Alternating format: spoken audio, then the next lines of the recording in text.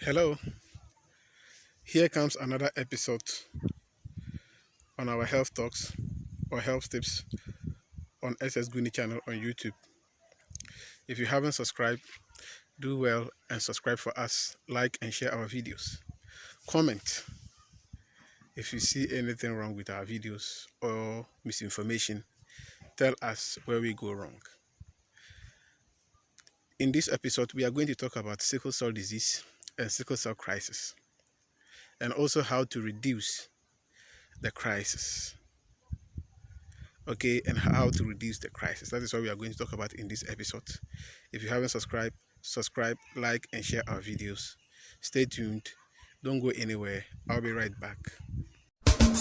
SS Bunny TV. Eat well, exercise, and live a healthy lifestyle. Welcome back. Thank you for staying tuned. Subscribe, like, and share our videos. We beg you. We are still at, below 43 subscriber mark. Try as much as possible and, subscribe for us wherever you are so that you will enjoy our health tips. Today we are going to talk about sickle cell disease. What is sickle cell disease? It's a genetic condition, rare genetic condition. Okay, it's a rare genetic condition. Okay, that is passed on through birth. Okay, the mother is carrier, the father is a carrier, then the child gets the disease. Okay, or the mother have the disease, the father is a carrier, and then they give birth to a child who has the disease. So it's a genetic transfer. Okay, it's a genetic transfer. You have it, then the parents, if you have it, then it is that your parents gave it to you. So that is what sickle cell disease is. And it's a dangerous disease, very dangerous, especially when one is in crisis. I've witnessed people dying out of sickle cell crisis. I've witnessed clients dying in my hands, out of sickle cell crisis, you know. So it's a dangerous disease, and I think that the authorities have to, do certain things, come up with certain policies in order to help curb these deaths. So that is the sickle cell disease. It's a rare condition. It's a rare genetic condition that is passed on from parents to child. Okay, so it comes with signs and symptoms such as headaches, chest pains, muscle cramps, stomach pains, a whole lot. General body pains, especially when the crisis comes. Some they have pain all over. The person complain of my knee. The next time the person complain of muscle cramps. The next time the person complain of, chest pain. The next time the person is complaining of headache. You know, it's not a it's a bad condition, and I don't pray someone to get it. I don't pray someone to get it. It's a very very bad condition.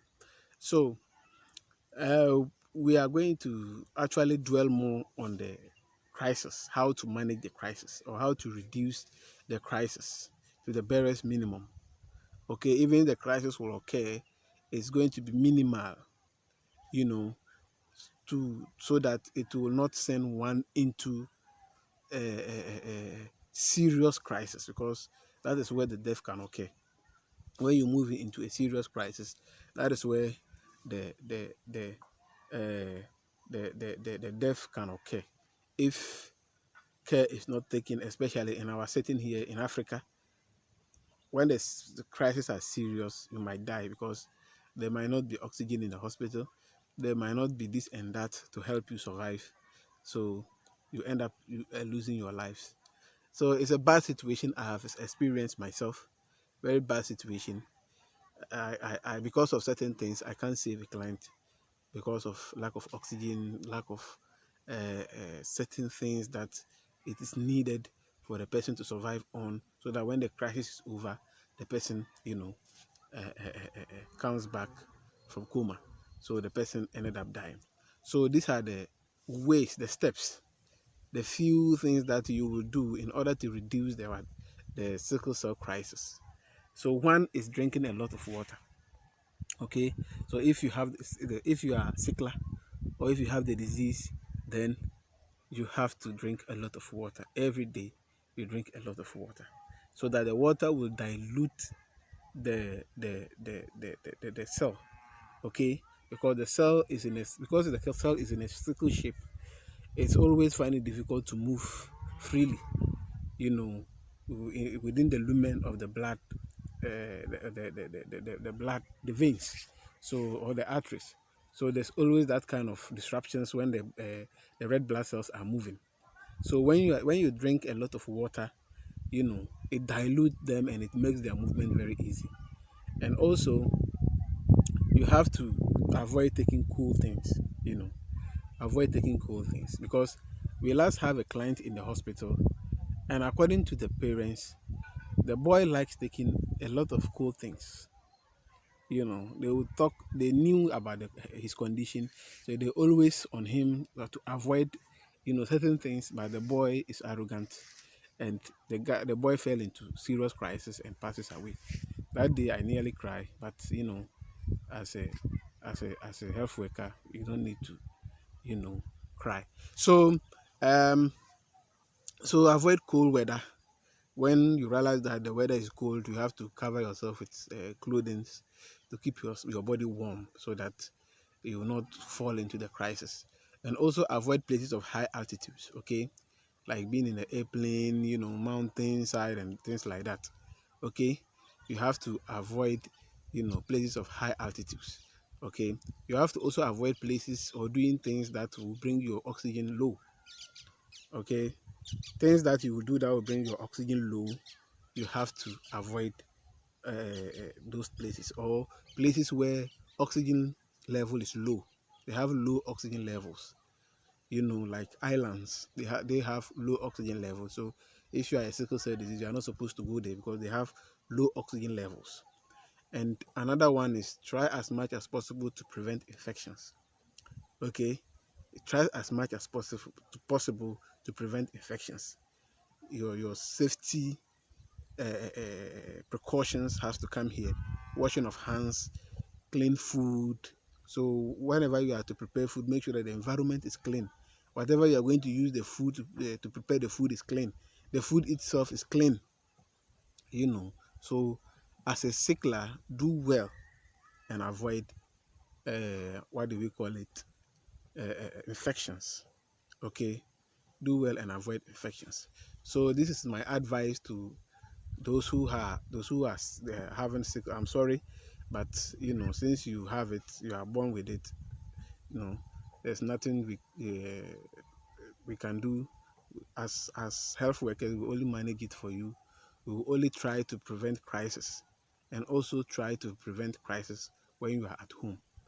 So if you are a sickler, there's this African traditional medicine that, or treatment, that if you are having crisis, frequent crisis, and you are tired, please come to Africa. When you come, they will be able to solve your crisis for you.